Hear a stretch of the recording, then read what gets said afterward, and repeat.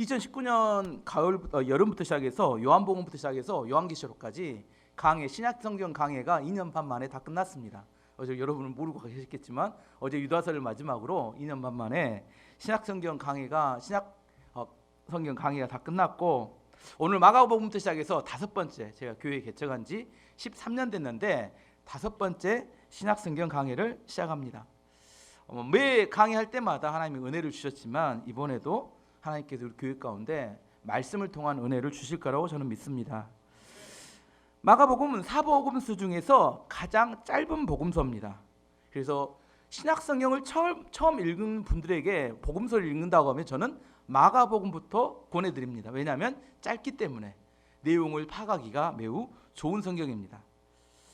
복음서 하면 우리가 복음서를 통해서, 복음서의 내용이 뭐냐면 복음서는 예수님의 생애에 대해서 기록해 놓은 이야기입니다. 성경 66권 중에서 성경의 핵심이 뭐냐? 핵심은 예수님입니다. 구약 성경은 앞으로 오실 메시아 대신, 구원자 대신 예수님에 대한 그림자로 기록된 성경이고, 사복음서는 예수님에 대해서 기록한 성경이고, 사복음서 이후에 나오는 신약 성경은 그 예수님에 대해서 부연 설명하거나 해석한 내용입니다. 그래서 모든 66권 성경은 예수님의 핵심이고, 그래서 66권 성경 중에 가장 중요한 성경이 뭐냐고 이야기하면 저는 무조건 사복음서라고 이야기합니다.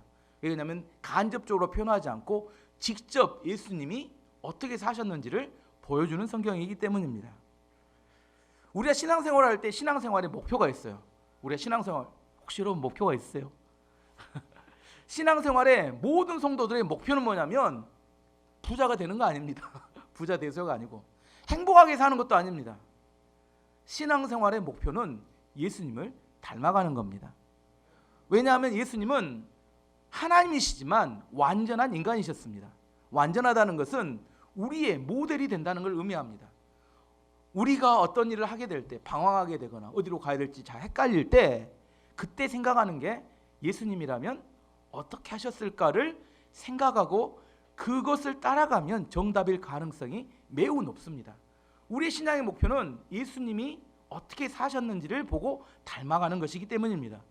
간접적으로 표현된 구약 성경이나 사복음서 이후의 성경은 간접적으로 예수님에 대한 모습을 보여주지만 직접 대놓고 예수님이 이런 말씀을 하셨고 이렇게 행동하셨다는 것을 알 수 있는 성경은 사복음서이기 때문에 사실 사복음서가 성경의 가장 핵심이라 해도 틀리지 않습니다. 그래서 우리가 앞으로 마가복음을 통해서 우리가 묵상해야 될 것은 예수님은 어떤 생각을 하셨을까? 이제 사건을 통해서 추정해 보는 거죠. 예수님은 왜 그런 행동을 하셨을까를 추정해 봄을 통하여 우리 삶에 어떻게 적용할 것인가를 찾아보는 일을 마가복음을 통해서 계속해서 해가게 될 겁니다. 자, 그럼 마가복음에서 좀 더 자세히 설명해 보면 마가복음을 기록한 사람은 누구일까요? 성경 이름에 나와 있습니다. 누구예요? 누가가 아니겠죠. 마태도 아니고 요한도 아니겠죠. 또 이거 헷갈리면 곤란합니다. 그래서 마가복음입니다. 근데 오늘 마가복음에 기록했던 마가가 예수님의 12제자였을까요? 아니었을까요? 예수님의 12제자예요? 아니에요? 잘 모르시겠으면 성경을 좀 더 읽으셔야 되고, 아닙니다. 예수님의 12제자라는 것은 무슨 말이냐면 예수님이 어떻게 사역하고 어떤 말을 했는지 다 직접 들었잖아요. 기억하고 있잖아요. 근데 12제자가 아니었던 사람이 복음서를 썼다는 건 이상한 일이잖아요. 아닌가요? 자기는 직접 보지도 못하고 듣지도 못했어. 근데 어떻게 이 복음서, 예수님에 대한 이야기와 행동에 대해서 기록할 수 있었을까? 이걸 풀어야 이 마가복음이 왜 어떻게 기록됐는지 이해할 수 있습니다. 마가라는 사람에 대해서 좀 설명해 보면, 마가는 예루살렘에서 부유한 집안의 부잣집 도련님으로 태어납니다. 그의 어머니가 매우 신앙이 좋았어요. 그 어머니는 뭘로 유명하냐면 예루살렘에서 성도들이 모이는 장소를, 자기 집을 제공했습니다. 근데 몇 명이나 모일 수 있냐면 다락방에 120명이 모일 수 있는 집이 있었어요. 120명이 모일 수 있는 집이 혹시 여러분이 있는가요? 예루살렘에 120명이 모일 수 있는 집을 제공할 수 있을 정도로 부자였다는 겁니다. 오순절, 사도행전 2장에 나오는 오순절 때 성령이 강림하실 때 그 집이 마가의 다락방이라고 하는데, 마가의 어머니가 그 집을 빌려준 겁니다. 매 모임을 할 때마다 마가의 집에서 그 모임이 계속해서 있었습니다. 이 부잣집 도련님입니다. 또 하나 마가를 통해서 알 수 있는 것은 사도행전 13장에 보면 안디옥 교회에서 최초의 선교사를 파송하는데 선교사가 2명이었어요. 한 명은 바울, 또 하나는 바나바였습니다. 근데 마가는 이 바나바와 친척 관계였는데 바나바가 마가의 외삼촌이었고 마가는 바나바의 조카였습니다. 그래서 조카였던 마가가 삼촌 저도 선교여행 따라가고 싶어요 이렇게 이야기했어요. 그래서 1차 선교여행 때 바울과 바나바가 가는데 거기에 마가가 따라갑니다. 따라가는데 중간에 너무 힘들었어요. 선교여행 힘듭니다. 뭐 이렇게 선교여행 해외여행 가니까 좋다고 생각하고 따라가면 죽을 고생합니다. 너무 힘드니까 어떻게 하냐면 집으로 돌아가 버렸어요. 이게 누구의 특징이라고요? 부잣집 도련님의 첫 번째 특징 뭐냐면 힘들면 포기한다. 여긴 없는 것 같아요. 힘들면 포기한다.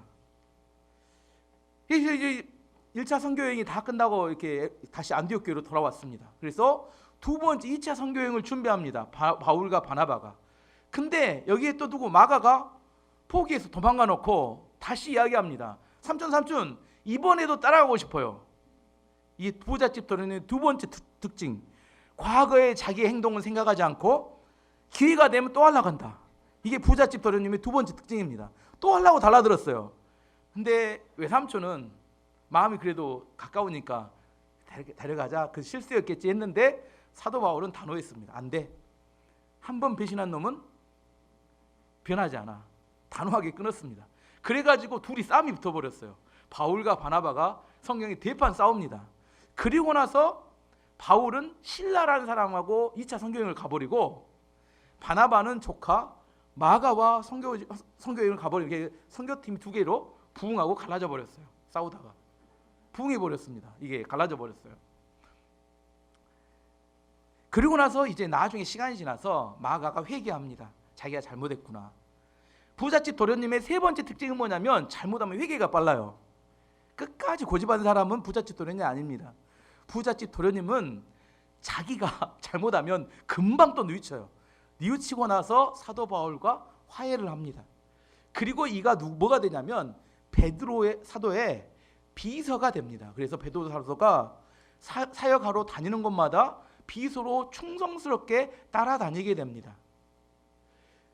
마가가 마가복음을 쓸 수 있었던 이유는 뭐냐면 베드로 사도가 가는 곳마다 예수님에 대한 설교를 하고 예수님에 대한 이야기를 할 때 그것을 다 집대성에서 모아서 성경을 쓴 게 마가복음이 된 겁니다. 그래서 마가복음은 어떤 특징이 있냐면 베드로가 만났던 예수님을 간접적으로 기록해 놓은 게 이 마가복음의 특징입니다. 베드로의 비서였다가 그것을 집대성한 겁니다. 그럼 마가복음의 또 하나 특징을 이야기하자면 마가복음은 로마인들을 위해서 기록한 성경이라는 겁니다. 그러면 여기서 질문. 마태복음은 어떤 사람을 위해서 기록했을까요? 유대인들. 만약에 어떤 사람이 성경이나 어떤 글을 쓴다면 한국 사람을 위해서 글을 쓰는 것과 일본 사람을 위해서 글을 쓰는 게 다를 겁니다. 왜냐하면 문화나 언어가 다르기 때문에. 로마인들이 쓰고 있는 언어나 문화가 다르기 때문에 그들이 이해하기 쉽도록 하기 위해서 마가가 로마인들을 위해서 성경을 기록한데 이게 마가복음입니다. 당시 로마는 어떤 나라였냐면 최강대국이었어요. 로마의 정신은 뭐냐면 힘으로 모든 땅을 정복해서 힘으로 모든 땅을 통치한다. 로마의 가장 최고는 뭐냐면 힘과 능력입니다. 세상 로마의 정신은 힘과 능력으로 세상을 정복한다예요. 근데 마가복음에서 나타난 예수님의 모습은 특징이 뭐냐면 종으로 오신 예수님에 대한 이야기를 합니다. 진짜 왕이 누구냐? 마가복음 이렇게 표현합니다. 진짜 왕은 가장 낮은 곳에서 섬기는 종이고 자기의 목숨을 많은 사람을 위해서 대속물로 주는 사람이 진짜 왕이다 이렇게 표현합니다. 그 이야기가 마가복음 10장 45절이 이렇게 말합니다. 인자는 예수님 말하는 인자가 온 것은 섬김을 받으려 함이 아니라 도리어 섬기려 하고 자기 목숨을 많은 사람의 대속물로 주려 함이니라. 로마인들에게는 이게 충격이었습니다. 그들이 생각한 왕, 권력자는 힘으로 세상을 다스려야 되는데 왕은 종이다 이렇게 표현한 이야기가 그들에게 있어서는 전혀 이해할 수 없는, 받아들일 수 없는 그런 이야기였다는 겁니다. 진짜 왕은 가장 낮은 곳에서 섬기는 분이다, 섬기는 사람이다. 이게 마가복음에서 이야기하고는 복음이었어요. 로마의 권력자들은 부담스럽고 불편한 이야기였겠지만 로마의 힘에 압제당하고 있던 대부분의 로마 제국의 사람들은 종으로 오신 예수 그리스도는 그들에게 복음이었습니다. 아니었을까요? 로마의 권력자들은 이게 불편한 이야기예요. 섬기는 자다. 하지만 대부분의 로마 안에 있던 사람들 99%는 로마의 권력에 압제를 당하고 있는 사람이었기 때문에 그들에게 있어서는 진정한 왕은 섬기는 자다. 이건 축복이었고 복음이었고 그들에게 살 소망을 주는 이야기였습니다. 예수님이 통치하는 하나님의 나라는 왕은 섬기는 자다 이렇게 이야기하십니다. 마가복음 10장 44절이 이렇게 말합니다. 너희 중에 누구든지 으뜸이 되고자 하는 자는 모든 사람의 종이 되어야 하리라. 마가복음에서 이야기하는 왕과 리더의 자격에 대한 이야기를 하는 겁니다. 마가복음의 또 하나의 특징은 뭐냐면 행동을 강조합니다. 마태복음은 말씀을 강조합니다. 예수님께서 어느 장소에 가셔서 무슨 말씀을 하셨는지를 알고 싶으면 어느 성경을 읽어야 돼요? 마태복음을 읽으시면 됩니다. 근데 예수님이 어느 장소에 가서 무슨 행동을 하셨는지를 알려면 어디를 읽으면 돼요? 마가복음을 읽으시면 무슨 행동을 했는지를 잘 기록되어 있습니다. 근데 그래서 이제 마가복음을 읽을 때 마가복음은 많은 내용들이 생략되어 있어요. 근데 생략되어 있는데 자꾸 마태복음에 가서 여기를 보태서 생각하면 마태복음의 맛을 잃어버립니다. 잘 생각해 보세요. 마가복음의 맛을 느끼려면 생략된 채로 빠른 속도로 그 예수님의 행동을 중심으로 이해해야 왜 마가복음이 우리에게 주는 메시지가 있는지를 이해할 수 있습니다. 뭔 말 아시겠죠? 이거 막 종합해가지고 막 뭐 풍성하게 만든다 그러면 마가복음의 맛은 다 잃어버려요. 무슨 말이냐면 마태복음의 맛이 있고 마가복음의 맛이 있습니다. 예수님 모습이 달라요. 그것을 느끼려면 생략되어 있는 그 성경 그대로를 읽으면서 내가 느낄 수 있어야 돼요. 여러분 요리할 때 어떤 음식을 어떤 걸 조리미를 넣고 빼고 이렇게 손맛이라고 하잖아요. 양을 조절하는데 막 많이 넣기만 하면 좋은가요? 막 섞어가지고 그럼 진짜 맛을 잃어버려요. 그 적절하게 마가복음의 맛을 느끼려면 이 생략된 채로 그 통째로 읽으면서 그 하나님 우리에게 말씀하신 이야기를 들을 수 있어야 합니다. 이제 오늘 본문으로 돌아가 보겠습니다. 오늘 본문은 예수님께서 시몬 베드로 제자의 장모의 열병을 고치는 사건으로부터 시작합니다. 베드로의 장모가 열병이 고쳐지자 그 마을에 소문이 났어요. 그래서 많은 병자들과 귀신 들리는 사람들이 막 예수님이 계시는 곳으로 몰려 들어왔습니다. 어느 집이냐면 베드로의 장모의 집으로 몰려 들었습니다. 하도 많으니까 예수님이 계속 병 고쳐주고 귀신 쫓아주니까 인기가 막 치솟아서 사람들이 저녁 늦게까지 계속 몰려오는 겁니다. 밤 늦게까지 예수님이 그들을 대상으로 사역을 하셨어요. 32절부터 34절까지 이렇게 말합니다. 저물어 해질 때에 모든 병자와 귀신 들린 자를 예수께 데려오니 온 동네가 그 문 앞에 모였더라. 예수께서 각종 병이 든 많은 사람을 고치시며 많은 귀신을 내쫓으시되 귀신이 자기를 알므로 그 말하는 것을 허락하지 아니하시니라. 요즘 사람들 만나보면 하는 말이 항상 있습니다. 바쁘다. 여러분도 바쁘신가요? 초등학생들이 말합니다. 바빠 죽겠대요. 우리는 어렸을 때 동네에서 논이라고 이렇게 아침에 이렇게 나가면 이렇게 저녁에 해져야 이렇게 들어와서 이 겨울이 되면 손이 터가지고 막 갈라져 피가 날 때까지 그래 놀았는데 요즘 애들이 바쁘대요. 또 성도님들이 항상 생각하기 그렇습니다. 목사님은 항상 바쁘다고 생각합니다. 근데 제가 알고 있는 그 개척교회 목사님들 성도가 10명도 안 되는데 그분들도 바쁘시더라고. 그래서 뭐가 바쁠까? 저는 항상 고민입니다. 이렇게 신방할 사람도 없고 뭐 설교도 많지 않은데 뭐가 바쁠까? 근데 목사님은 바쁘다 이런 생각을 해요. 그런데 유명한 목사님이 돌아가셨지만 유진 피터슨이라는 목사님이 이런 말씀하셨어요. 목사에게 있어서 최고의 죄가 무엇이냐? 그분 이렇게 이야기했습니다. 분주함이다 이렇게 말씀하셨어요. 목사 앞에 분주하다는 말을 붙이면 헌신의 표시가 아니라 배신의 표시다 이렇게 말씀하셨어요. 분주한 목사, 분주한 성도, 불결한 여자, 돈을 횡령한 은행원과 같은 표현이다. 굉장히 극단적인 표현을 하셨어요. 목사가 분주하면 왜 죄가 될 수 있느냐? 그분이 설명하시기를 하나님이 하실 일을 자기가 하고 있기 때문에 이게 배신이다 이렇게 말씀하셨습니다. 하나님을 신뢰했다면 맡겼을 텐데 하나님을 신뢰하지 않기 때문에 자기가 하고 있는 거고, 하나님께 맡기지 못하기 때문에 자기가 하고 있어서 분주해지는 것이다 이렇게 이야기하셨어요.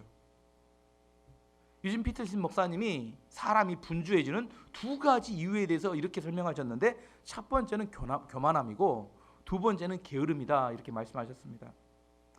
교만하면 분주해집니다. 이 시대는 어떤 시대냐면 사람들이, 이건 진짜는 아닌데 사람이 이렇게 일상적으로 생각하는 건, 바쁜 사람은 중요한 사람이다 이렇게 생각하는 생각이 있습니다. 예를 들면 어떤 병원에 갔어요. 병원에 갔더니 환자는 거의 뭐 없고 의사는 책상에 앉아서 책을 읽고 있어요. 그러면 그 의사는 유능하다 이렇게 생각하지 않습니다. 근데 어느 병원에 갔더니 환자들이 줄을 섰어. 그들이 앉아서 하는 불평이 이런 겁니다. 언제 나는 선생님을 만나볼 수 있나요? 하고 불평하고 있어요. 그럼 사람들 뭐라고 생각해요? 와, 저 의사는 유능한 사람인가 보다 이렇게 생각합니다. 근데 이게 진짜 사실일까요? 아닐 가능성이 굉장히 높습니다. 제가 의사이기 때문에 생각해 보지만, 우리가 인사할 때 이렇게 인사합니다. 바쁜데 와주셔서 감사합니다. 여기서 말하는 바쁜데란 중요하신 분인데, 이런 의미가 포함되어 있습니다. 바쁘고 분주하면 중요한 사람이다 이렇게 생각하는 경향이 있다는 겁니다. 어떤 사람이 모임에 항상 늦어요. 지각하는 사람입니다. 다른 사람이 모임을 다 준비해 놓으면 그때 나타납니다. 왜 그럴까요? 마치 자기가 중요한 사람처럼 여김을 받고 싶은 욕망이 있는 겁니다. 겸손한 사람은 일찍 옵니다. 반면에 교만하면 바쁜 척하고 늦게 옵니다. 실제로 바쁘지 않은 게 아니면 실제 바쁩니다. 바빠요. 하지만 그 뿌리에는 교만이 있습니다. 무슨 말이냐면, 진짜 겸손한 사람은 시간과 일정을 미리 다 조정해서 그 모임에 일찍 옵니다. 바쁘지 않은 게 아닙니다. 이 시대에 사는 사람 중에 안 바쁜 사람이 세상에 어디 있겠습니까? 하지만 그게 중요하다고 생각하면 미리 조정해서 일찍 와서 앉아 있습니다. 그 사람이 바쁘지 않고 일이 없기 때문이 아니라 겸손하기 때문에 조정하고 일찍 오는 겁니다. 두 번째, 게으르면 분주해집니다. 이건 너무나 잘 아는 이야기예요. 대학교 때 교수님이 레포트를 내줍니다. 한 달 뒤에 레포트 제출하세요. 근데 한 달 내에 놀았습니다. 이틀 남았어요. 난리가 납니다. 아주 난리가 나요. 다른 사람이 보면 나라고 하는지 알겠어요. 혼자 분주해서 막 온갖 모든 일을 다 하고 있는 것처럼 보입니다. 하지만 게을러서 분주한 겁니다. 그것은 이렇게 진짜로 중요한 일을 하기 때문이 아니라 게을러서 분주한 겁니다. 다시 이야기하지만 목사가 분주해지는 이유가 뭐냐? 교만하고 게으르면 분주해집니다. 목사는 매일 대부분 설교를 합니다. 매주 계속 설교를 합니다. 설교 준비를 미리 하면 분주하지 않습니다. 설교 준비를 미리 안 해놓으면 어떻게 돼요? 그 사람이 우리나라 구하는 것 혼자 다 하는 것처럼, 호떡집에 불난 것처럼 난리가 납니다. 뭐 시간이 없고 바쁘고 정신이 하나도 없어요. 왜 사람이 분주해지느냐? 우선순위가 없기 때문에 분주합니다. 우선순위란 뭘 의미하냐면 가치를 정해두고 더 중요한 가치가 있는 것부터 순서대로 하는 걸 말합니다. 우선순위가 있는 사람은 삶의 계획을 세울 수 있습니다. 그래서 더 많은 열매를 맺을 수 있습니다. 제가 병원 인턴을 할 때, 인턴은 주로 시키는 일을 하는 사람이 인턴입니다. 아시죠? 병원에서 코끼리를 냉장고에 넣는 방법 뭐예요? 인턴에게 시킨다. 못하는 일이 없는, 뭐든지 하는 사람이 인턴인데, 인턴은 아침에 회진을 하면 과장님이 이렇게 환자를 보면 뭐라고 이렇게 지시를 내요. 그러면 열심히 불이렇게 받아 적습니다. 적게 받아 적는 날 한 10개, 많으면 20개입니다. 근데 이것은 받아 적는 것은 오늘 오후 회전 전까지 4시나 5시 전까지 다 완수해야 될 그런 미션입니다. 그러면 이게 20개가 되면 굉장히 많아요. 하루 종일 처리하기를. 그러면 어떻게 정리를 해야 되냐면 우선순위를 세워야 합니다.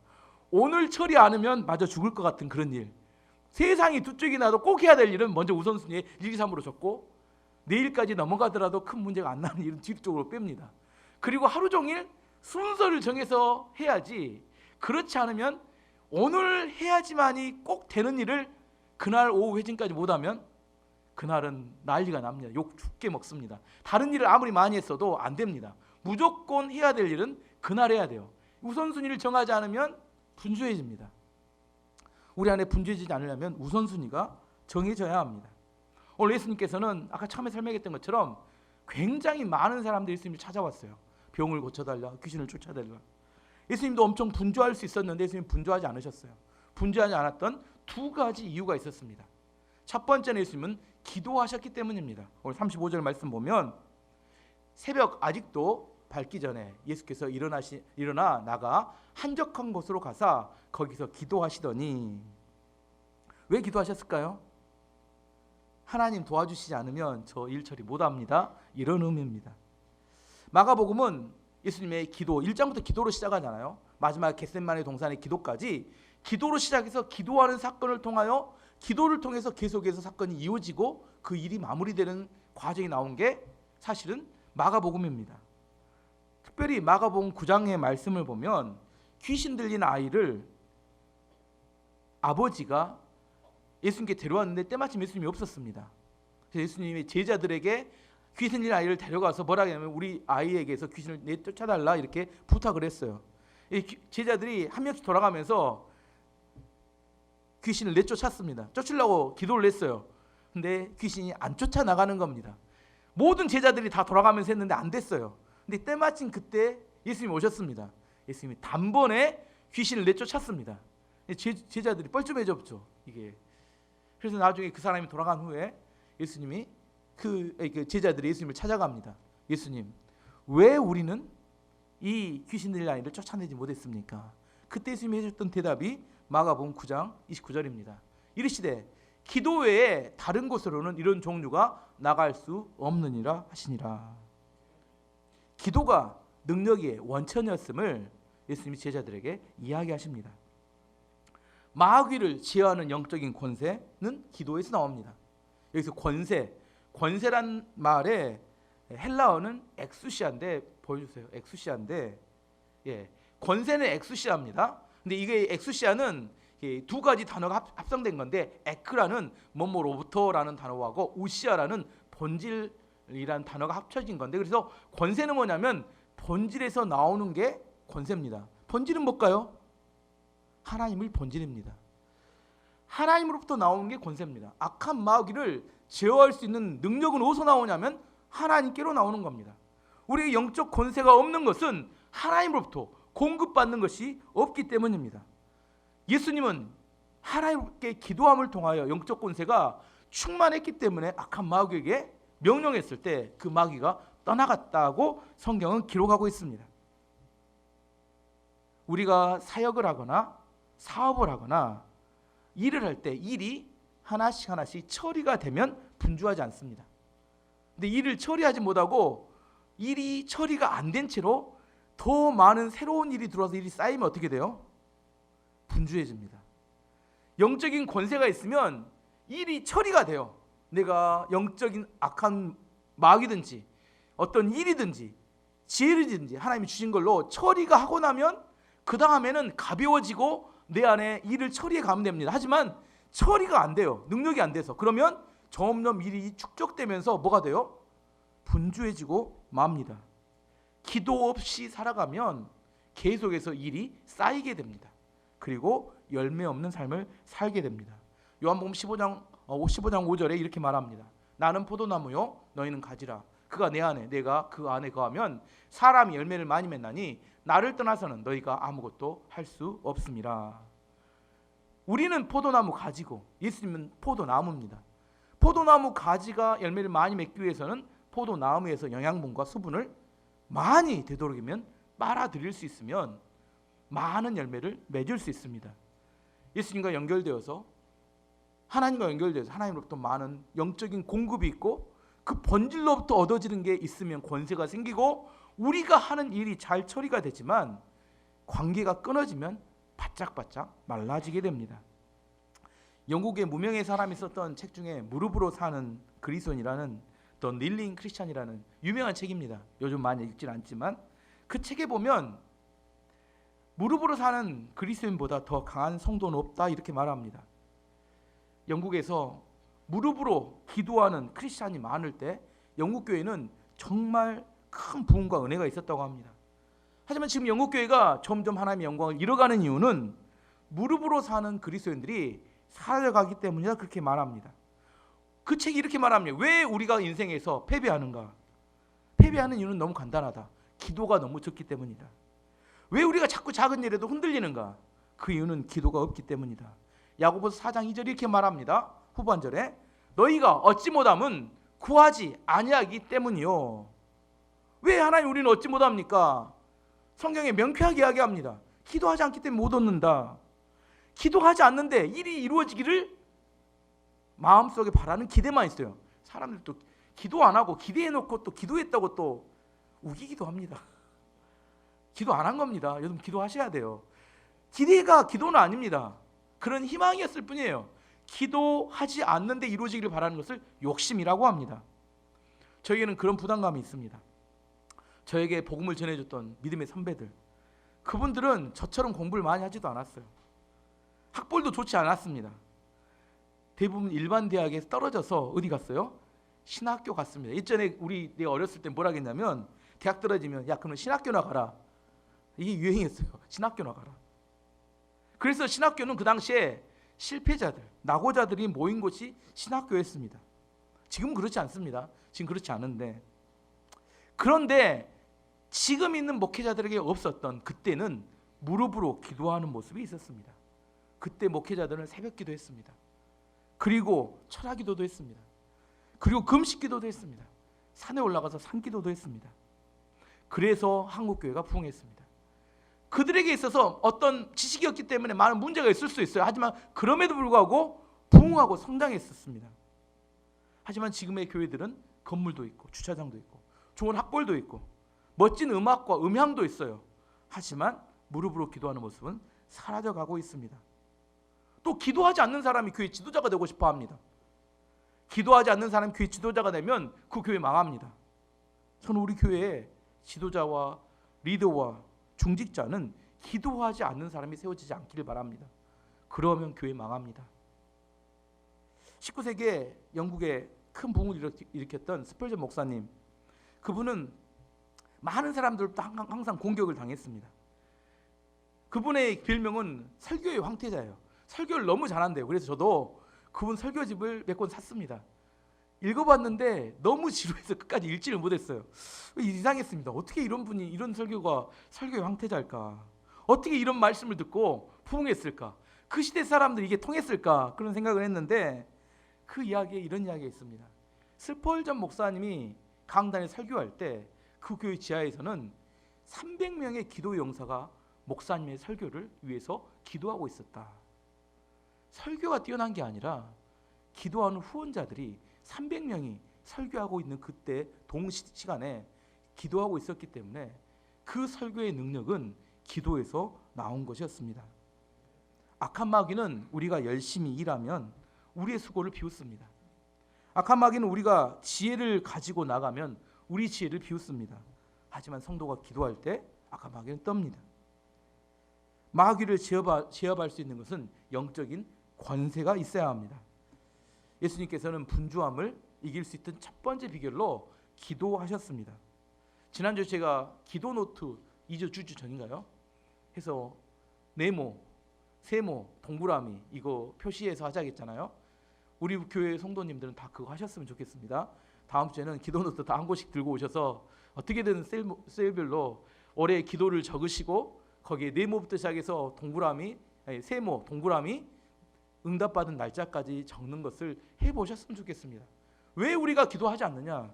기도가 응답되는지에 대한 확신이 없기 때문입니다. 하지만 예수님 기도하실 필요가 있었을까요?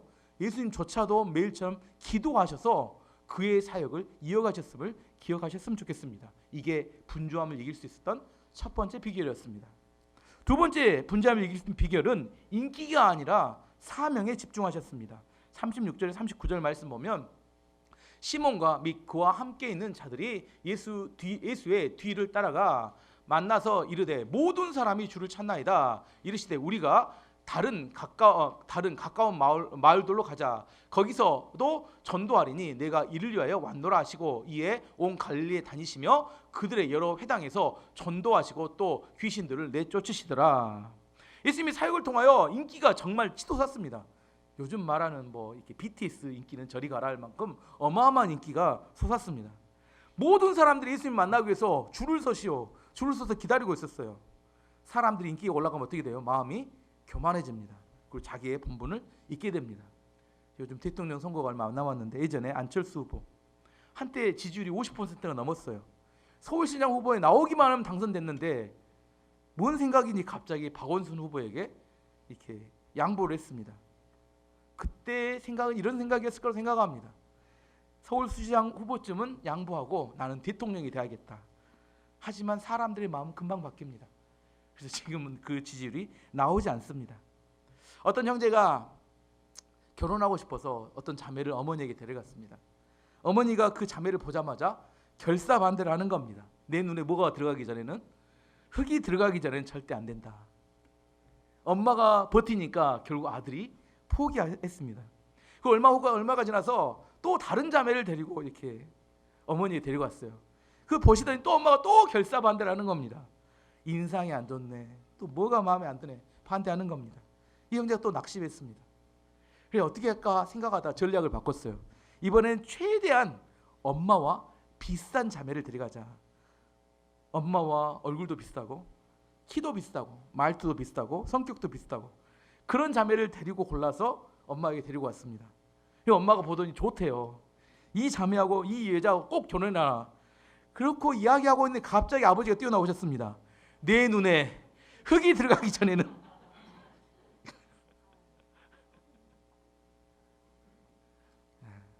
모든 사람 비율을 맞추기가 얼마나 어려운지에 대한 이야기입니다. 사람들에 의해서 좌지우지되면 항상 헷갈리고 방황합니다. 예수님께서는 인기가 있으셨지만 사람들을 의지하지 않으셨습니다. 자기의 주어진 사명의 길을, 그 길을 따라가시며 복음을 전하기 위해서 마을로 가셨다, 그렇게 이야기합니다. 우선순위란 나에게 있어서 가장 중요한 가치 있는 일이 무엇인지를 확인하는 겁니다. 하나님께서 왜 나에게 복을 주셨는지, 그 복을 주신 이유가 뭐예요? 사명을 감당하러 주신 거 아닌가요? 건강을 주시고 물질을 주시고 능력을 주셨다면 사명을 감당하라고 주신 겁니다. 그걸 가지고 인기를 따라서 흘러가 버리면 그것은 잘못된 방법이기 때문에 그렇게 사는 사람은 대부분 뭐예요? 분주하고 바쁩니다. 처음에는 돈 버니라 바쁘지만 나중에는 그 돈 어떻게 쓸까 바빠요. 골프 치러 다녀야 되고 지금은 여행을 못 가시니까 이렇게 안 바쁘시지만 코로나 풀리면 그 번 돈으로 어떻게 쓸까에 대해서 바빠집니다. 분주해진 이유가 뭐예요? 내 사명을 잃어버리면 분주해집니다. 소록도는 나병 환자들이 있는 곳입니다.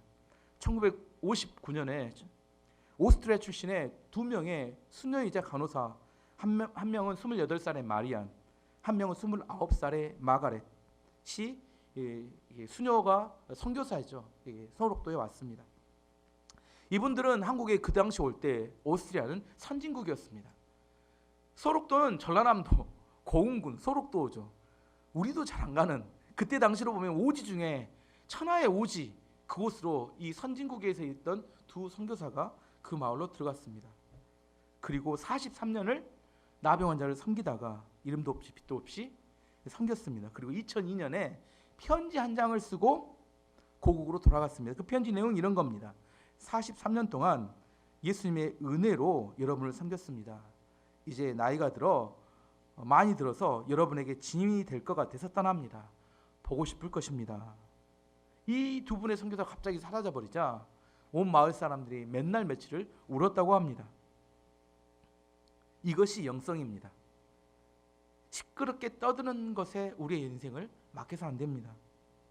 영성은 분주한 것이 아니라 조용히 새벽에 하나님 앞에 나가서 기도하는 것이 영성입니다. 하나님과 연결되는 것을 말하는 겁니다. 이 두 분의 선교사가 어떻게 43년 동안 그곳에서 그렇게 살 수 있었을까를 생각해 보면 매일처럼 하나님과 연결되어 있었고 자신의 사명이 무엇인지를 매일처럼 확인했기 때문에 그들은 43년 동안 그렇게 그곳에서 지낼 수 있었을 거라고 생각합니다. 어느 날 갑자기 제가 편지 한 장 쓰고 사라질 수도 있습니다. 오늘 말씀의 결론을 맺도록 하겠습니다. 우리가 분주하게 살아가는 이유는 두 가지입니다. 교만하기 때문에, 게으르기 때문에. 하나님께서 주시는 영적인 권세가 없으면 우리는 분주해집니다. 우리에게 주어진 어떤 사명과 사역은 기도를 통하여 영적인 권세를 가지고 처리할 때만이 우리 안에 분주해지지 않을 수 있습니다. 두 번째, 사람에게 중독되어서 인기 때문에 사명을 잃어버리기 때문에 분주합니다. 좋은 소리 듣고 싶어 합니다. 사명이 길이 아니라 인정받고 싶은 길로 가려고 하기 때문에 분주해지는 겁니다. 저는 우리 교회 성도님들이 분주함이 아니라 기도함으로 승리하고 많은 열매 맺는 교회와 성도님 되시기를 축원합니다.